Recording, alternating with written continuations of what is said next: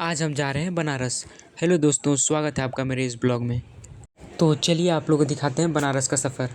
हम लोग स्टेशन पहुंच चुके हैं। थोड़ी देर वेट करने के बाद ट्रेन आती है और आप देख ही सकते हैं कैसे हम ट्रैवल कर रहे हैं।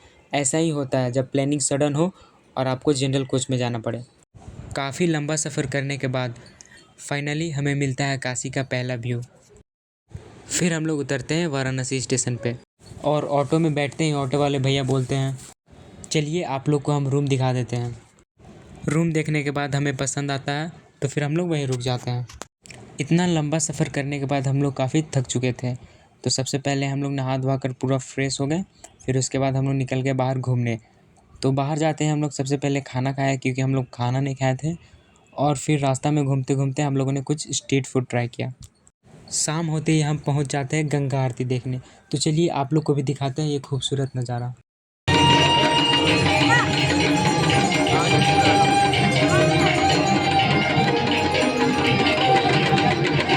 गंगा आरती देखने के बाद हम लोग घाट पे ही घूमते रहते हैं और फिर भूख लगता है तो खाना खाकर रूम चले जाते हैं।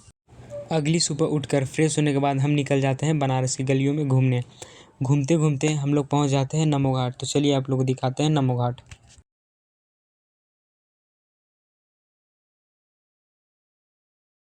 वहाँ से आने के बाद एक अच्छी सी कोल्ड कॉफ़ी पीते हैं।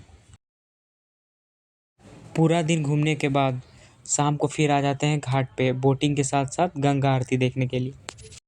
जैसा कि आप देख रहे हैं ये है काशी विश्वनाथ मंदिर। हम लोगों ने सुबह में ही यहाँ दर्शन कर लिया था, लेकिन यहाँ फ़ोन अलाउड नहीं था, इसलिए यहाँ का फुटेज नहीं दिखा पाया।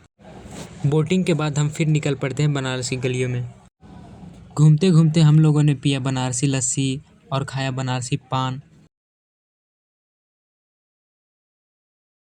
सच बताओ तो मज़ा ही आ गया।